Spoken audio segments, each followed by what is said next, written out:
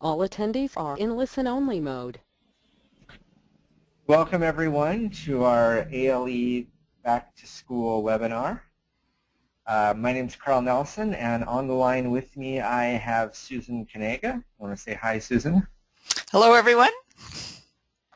And we usually start off these by throwing up some contact information in terms of who best to call or email if you have questions about ALE. And do you want to make an announcement at this point, Susan? So normally my name is on here. I have been supporting alternative learning for a couple years now, and I am moving on to a new position at OSPI after Labor Day. And so Carl will be your go-to guy until the replacement is hired. All right. Well, we are sure going to miss Susan and all the great support that she's done, but she's moving on to bigger and better things within the agency, so that's great. So just by way of, again, kind of background, this is one of our ongoing ALE webinars. We have them all up and available if you want to see the slides. A few of the older recordings are actually not posted yet, but we're hoping to get those back up in the next few days. If at any point you have questions, please type it into the question window and we'll get to that. So today we're going to talk about some changes to the website structure and talk about a few of the ALE changes for 2014-15 school year. We're going to look at some rule changes, mostly around choice transfers and non-resident students, and then talk a bit about the standard choice transfer system. And there's a few other little notes that I want to get back to at the end. So that is the agenda today. So just jumping right in, we're doing something a little bit different with the website and the guidance this year. So the guidance that you see up there, all of the FAQs and all of the example forms and things like that, those are going to stay in their current form for the entire 2014-15 school year. And then we'll make changes to those for the 2015-16 school year and on and on and on. But we won't make a change to the FAQs mid-year, so you know that what you see is what you're going to get for the entire school year. If you're interested in what the guidance looked like for 2013-14, I will pop over to the website here and kind of show you how to get back to that. It's right here under Guidance Archive, and you can click in there and you'll see the 2013-14 and earlier really guidance up here. So note when you go in there, there's this notice that says this is an archived version and and so forth. So you can definitely get back to the older versions. If you're looking for an earlier copy of the rules, so not the FAQs or anything else, just the rules, you can actually get to that on the WAC archive page. We've linked to it here. And you pick the year you're interested in, 392, then 121, 182. And I'm not going to go all the way there. But you get the idea. If for some reason you need specific, and those changes are available, and so we'll walk through some of these changes. So the first one that I want to talk about is around the instructional hour offering requirement. And so this wasn't just, this is about that 1,000-hour district annual average requirement. But then if you've been paying attention to, to the legislature, there have been changes around, moving to 1,080 hours, and so this has kind of bounced around the past couple of years as the legislature has made changes. And so what we did do is we posted this guidance here about student learning plans. So first of all, I think we all know that for most, students, those who aren't, kindergartners and whatnot, when you write a student learning plan, 25 hours a week equals a 1.0 FTE. So we all have that kind of in our heads, right? 25 equals 1.0. And that hasn't changed. And it's not changing as a result of this, 1,080 or 1,000 hours or any of that. It's still 1.0 FTE is 25 hours a week. But you do need to pay attention to how your ALE programs, annual instructional hours interacts with the rest of your district's instructional hours, because it is based on a district average. So you would essentially count up the hours in each school in your school district and figure out the average, just essentially based on school. So if you have 3 schools and they're all at 1,000, then the average is 1,000. And so the concern is, though, that 25 hours a week for most ALE programs is going to get you below 1,000. And so unless your other programs get you above 1,000, there may be some issues there. So you may need to write learning plans in excess of 25 hours a week in order to meet that requirement. I did lay out here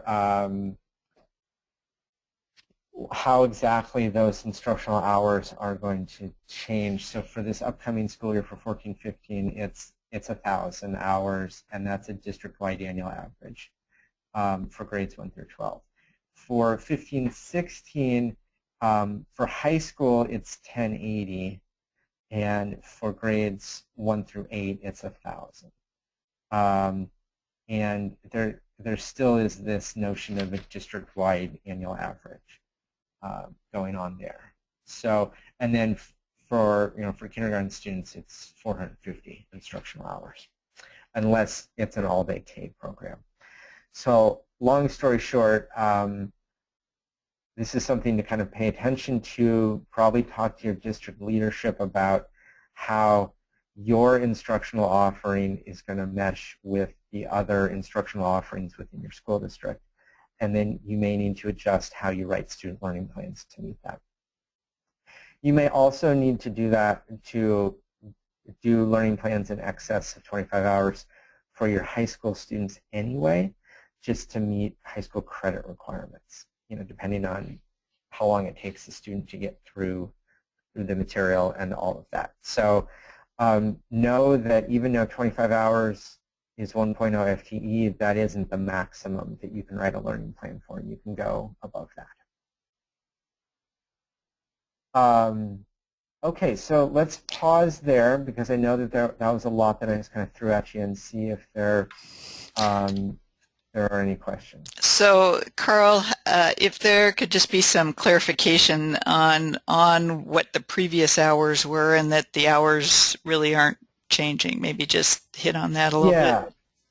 Yeah. So this really isn't a change, per se. It's been 1,000, 1,000 instructional hours, and it's been calculated as a district-wide annual average. It's been like that for a while. I don't know exactly how long that's been like that, but it's that part is not a change. It's this, in the future, it's going up to 1,080 for students in high school. That is the kind of change here, and I think this is also something that a lot of districts didn't necessarily think to include their ALE programs in the calculations, but I think they pretty clearly do need to be included when when you're calculating what the annual average is for the entire district.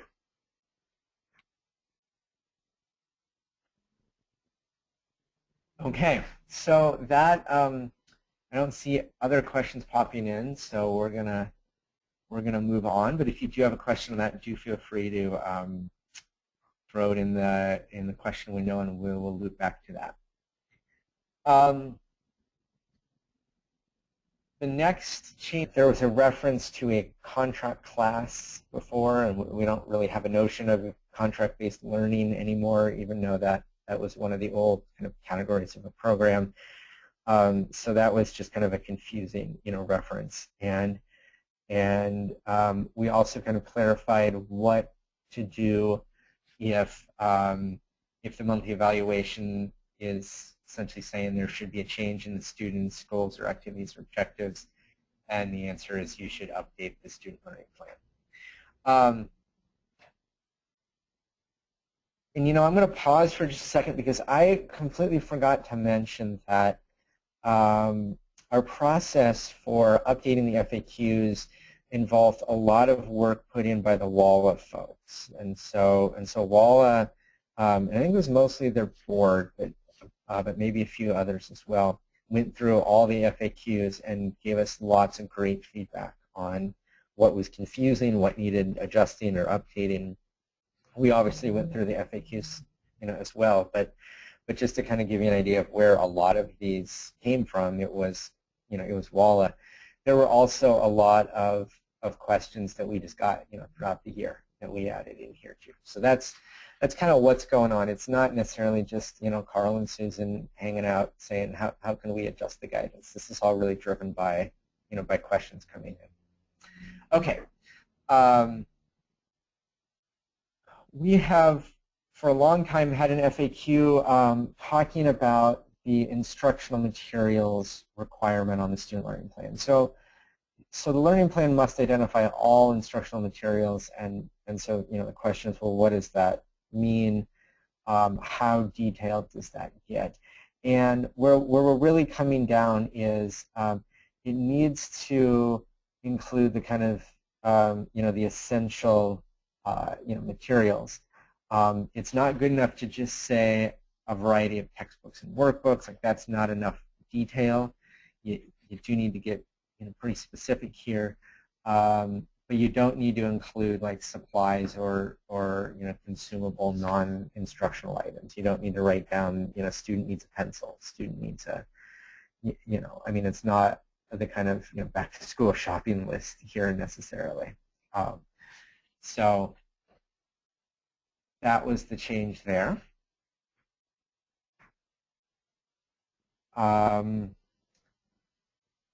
The change on 3A here, this was simply a link. This is about essentially how to document a weekly contact. This is just a link that was added to section 10, which provides additional examples of how to do documentation.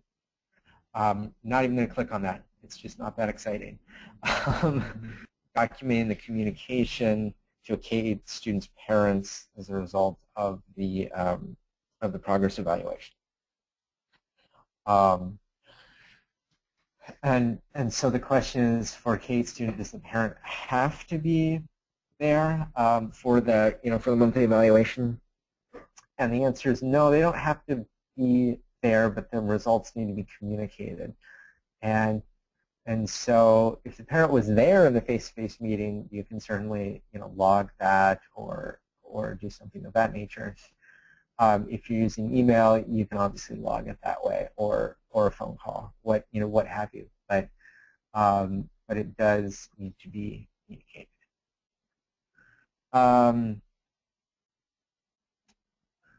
We right here on 3C, we deleted a FAQ that was basically redundant. 3D is an interesting one, and you'll note that this is one of the longer FAQs that we have, and this goes back to conversations that I had with maybe 4 or 5 different ALE programs last spring.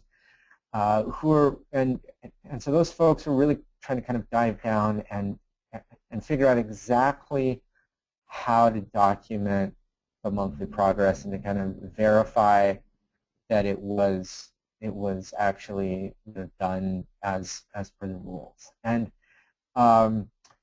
so I'll just kind of walk through this. So first of all, the evaluation needs to kind of definitively state if the student made satisfactory progress or not. And most folks deal with that with like a checkbox or something like that, right? Either they made progress or they didn't.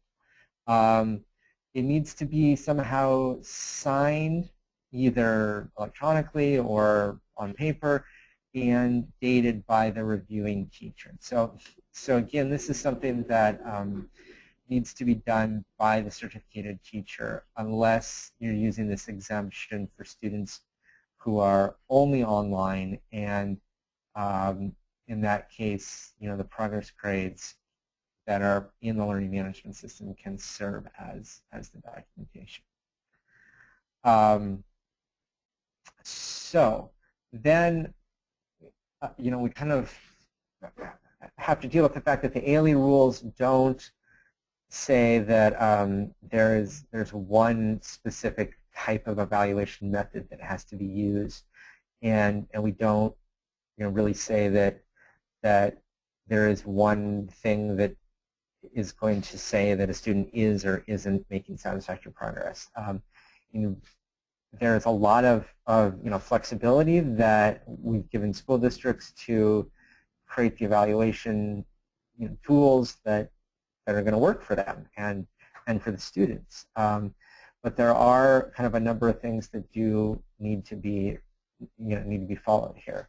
So the first is that the educational progress must be based on the learning goals and performance objectives defined in the student learning plan. So it all really goes back to the plan, and if you wrote that plan in a way that was going to, and this is the next thing right here, if you wrote it in a manner that facilitates the evaluation of student progress, then you're going to be in good shape here.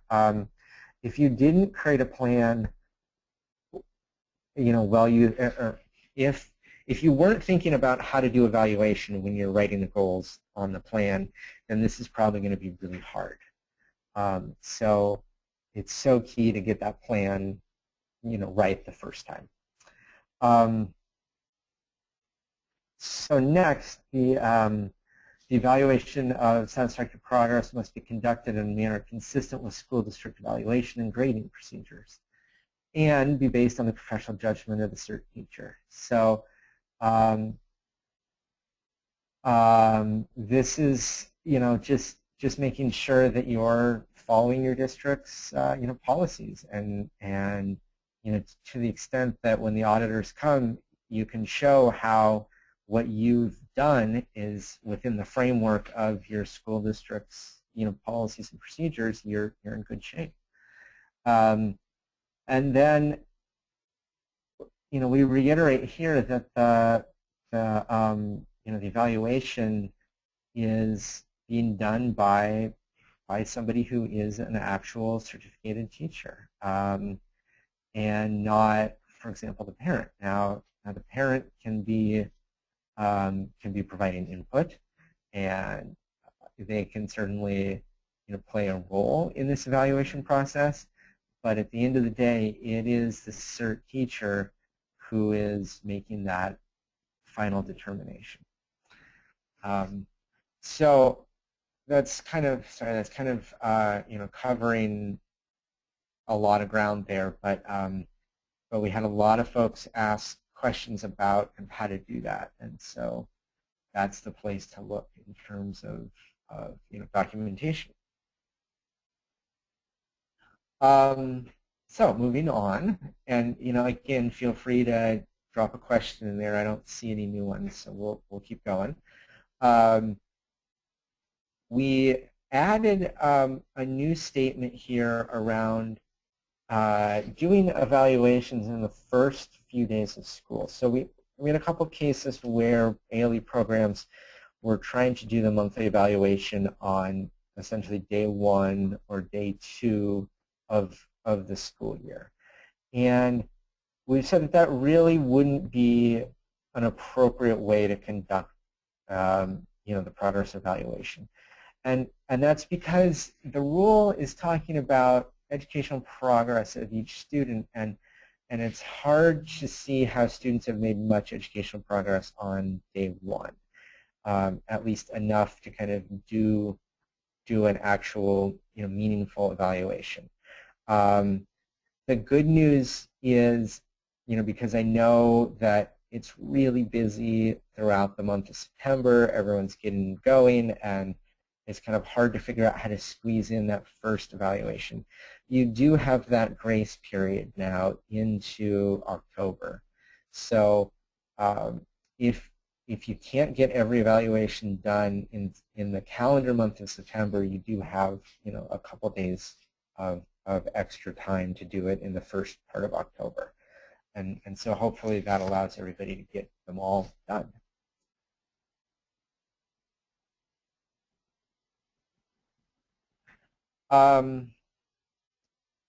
We've also added some guidance around what happens when the student hasn't made satisfactory progress in 3 consecutive calendar months. And so the rule on this is that if a student's not making satisfactory progress and you've done the intervention plans and it's still not working, that that a change in the student's course of study needs to occur. So either a big change in the student learning plan, or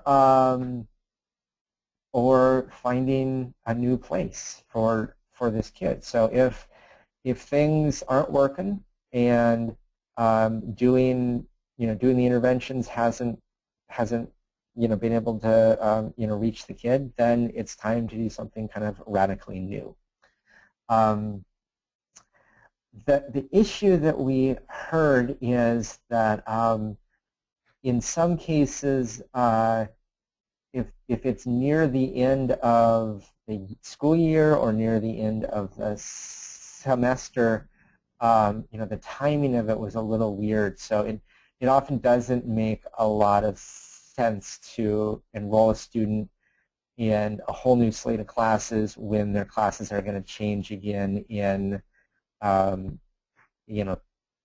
like 20 days or something like that. And so what we've said here is if the district determines the student will be best served by being enrolled in another educational option and the student's best interests are served by having the option start at the semester, the student can stay enrolled and the district may continue to claim the student for funding in the current program until the semester break. So this is just giving you a little additional flexibility there. Same deal at the end of the school year as well. The key here is that you need to find an educational option that's really going to work for the student. This isn't about claiming them for another month and then giving them the boot. This is about working with the student to find the educational option that's going to work for them if it's not working in your program. What I don't want to see is in general, ALE programs doing the same thing that isn't working over and over again on the hopes that it's going to magically work in month 4 or month 5 or month 6. That's not at all the goal here. So hopefully this gives you guys a little bit more flexibility to make some kind of smart choices for students. So I see we have a question, so let's pause and address that.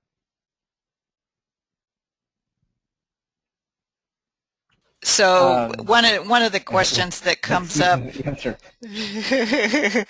is, so if you have a student that is starting their learning plan in the middle of the month, you aren't going to be claiming that student until the next month. So if we use September as an example, you're coming in at maybe the 3rd week in September. There is not an evaluation required because you won't be claiming that student until the start of October, until the October count. So if that clarifies that. It sure does for me, and it looks like it did for the person who asked the question too. So we will forge ahead. So I think we're down to G, which is a statement we added for, again, students who need to find a different option. And, I think the challenge here is, and I think the part that we added was down at the bottom here. Some ALE programs, and this is especially true for ones that use kind of off-the-shelf online curriculum, you don't necessarily have the flexibility to design a kind of very different, very individualized new course of study for the student. And so if that's the type of program that you are in, then that may mean that instead of simply creating a new learning plan for a student who hasn't made satisfactory progress in 3 months, you really need to focus on finding a different program. So if you don't have the flexibility to make that major change, that new course of study within the program, then the answer is the student needs to go somewhere else.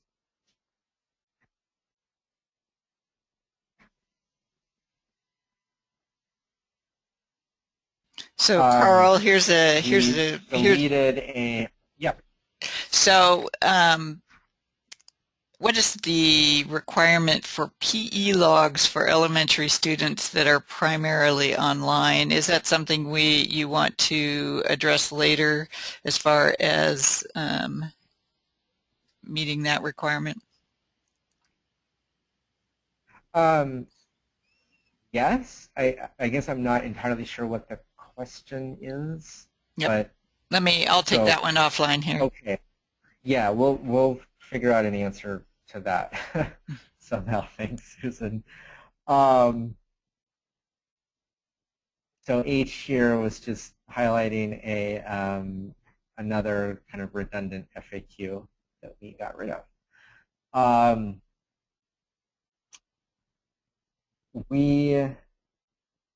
We added a number of FAQs about our standard choice transfer system. And so these two I'm actually not going to speak to right now, because in a moment we are going to we're going to talk about some of the new things that have come down the pike around the standard choice transfer tool. So I'm going to kind of punt on those for a moment. And then the last new FAQ was around claiming a student for summer school. And so this obviously is only if your program is open and operating during July and August. But the deal is that if the student hasn't been counted as a 1.0 and they haven't been enrolled in a private school full time, and they don't have an intent to homeschool on file for 10 months the standard school year, and as a result of those things kind of not occurring, they have not exceeded 1.0 annual average FTE. So for some reason, this kid wasn't in school for at least a part of September through June. Then there could be the ability to claim that student during July and August. We're going to refer you to the enrollment handbook and the P223S for how to actually do that. And this is one where if you have questions about it, definitely talk to Becky McLean and not me, because this is really in her area. But I think that's something that maybe not a lot of ALE programs were kind of aware that there was that option to claim kids during the summer months, and lo and behold, there is. So with that, I'm going to turn it over to Susan, who's going to talk about the standard choice transfer system and some other rule changes, and I'm going to try to pop back to the PowerPoint. So take it away, Susan. All right, very good. So there were some changes to the ALE rules that occurred as we implemented the choice transfer system, and we were looking at the ALE rules and the choice rules, and we identified some things that could be clarified and better aligned. And so one of those is that needed clarification is that the resident district assumes responsibility for the student upon the date they are notified of a rescindment. So choice transfer, student is released to the non-resident district. Some condition occurs where the transfer is then rescinded or revoked. In the statute, the non-resident district is required to notify the resident school district that the student is not enrolled. But there was some confusion about so who has responsibility, and so it has been clarified that this happened upon the date that you are notified. The resident district then becomes responsible again for the student.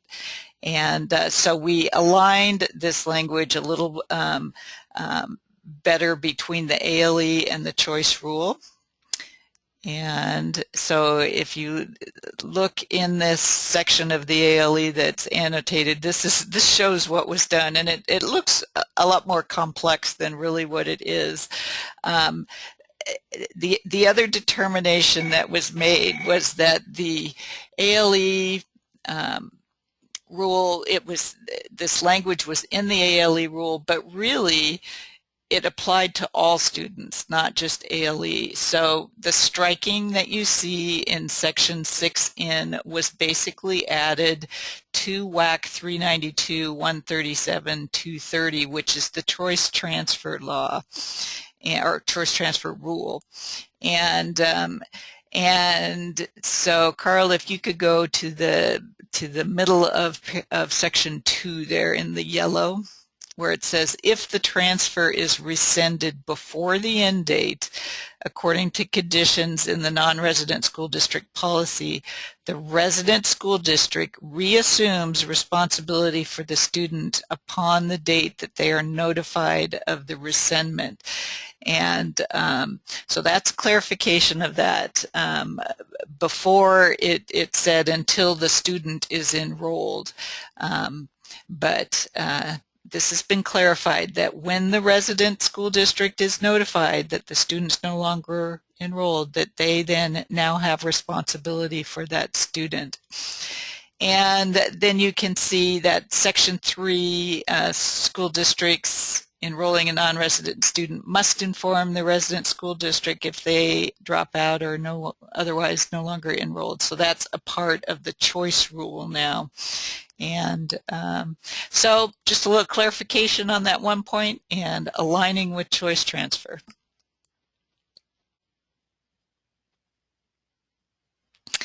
And if you are getting up to speed on choice transfer, we do have a support website. There's been a bit of confusion of who is required to use this system, and so it is required to use the choice transfer system, which is a part of EDS, an application within EDS, for a release to a non-resident district for an online school enrollment. Now, we did put functionality in the system to handle all choice transfers as well as inter-district agreements. And so the intent is to use the system for all of these kinds of releases and agreements. And we are working closely with school districts to understand how we could improve the system if there are reasons why you wouldn't want to use it for all transfers. Currently, there is a survey out there to districts that went to the role. There's an EDS role that actually works in the system called the Choice Transfer Coordinators. So the coordinators right now have a survey to gather that feedback, and of course at any time we welcome you working with us on how to improve the system to use it for everything. But it is required by law to use it for an online school, release from a resident district, and acceptance into the non-resident.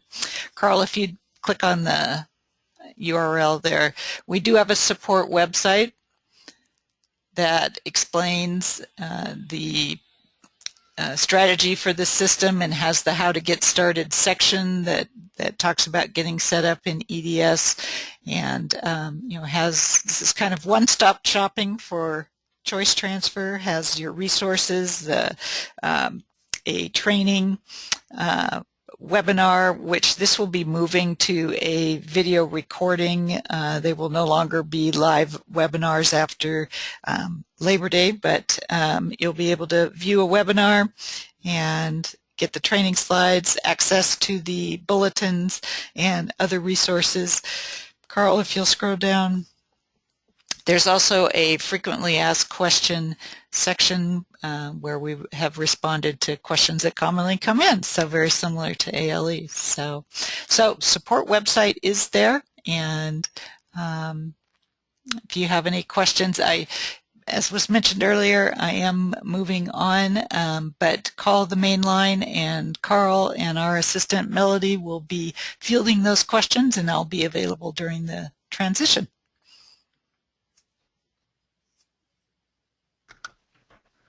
Okay, thank you, Susan.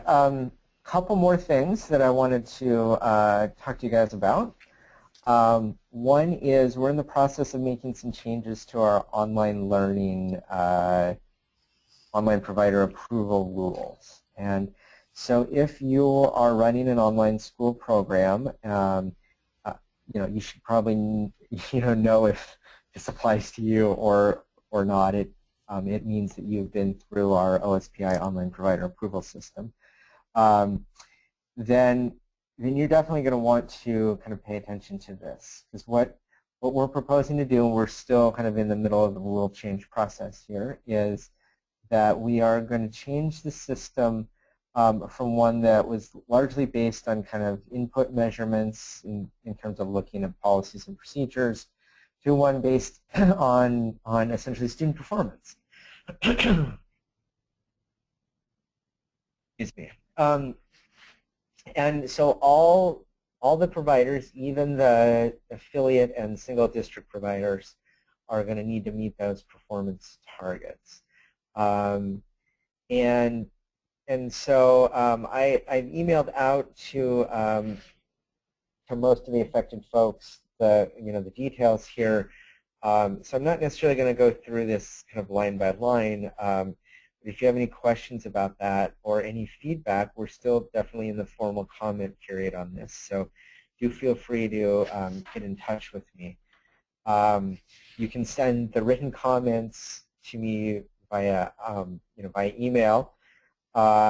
You can come to the hearing. You can see it's on September 23rd at 9 in the morning at the OSPI building down in Olympia. And just as an FYI, we view both comments that we get by email and at the hearing with equal weight. So don't feel like you have to go out of your way to come to the hearing if you can put your thoughts into an email. That's great. I see a question on that. When do we have to start reporting? So, so we're going to be using existing data whenever we can for online course providers who we don't have existing data for. We're going to ask for that information probably later this fall. But the first year, when we look at the data this fall, it's not going. We're not going to hold that against the providers. So there's essentially a year of transition to this new online provider approval rules. So the last thing I wanted to talk about was the ALE year-end report. It's due August 31st, so that's coming right up. This is the one that includes the substantially similar reporting, and so hopefully you get that in ASAP. If for some reason you have an ALE program that is no longer in operation, it needs to be deleted, or if you change your name, send an email to Becky McLean so she can make that update. And that is, I believe, it for the things that I have to say today. So we'll stick around for a couple more minutes to see if there are any questions that come in about this. If not, thank you for attending today. Good luck with the start of school, and feel free to get in touch if you have any questions or concerns. Thanks. And I'll just add that it's been a pleasure to work with all of you, and I wish you well. Thank you.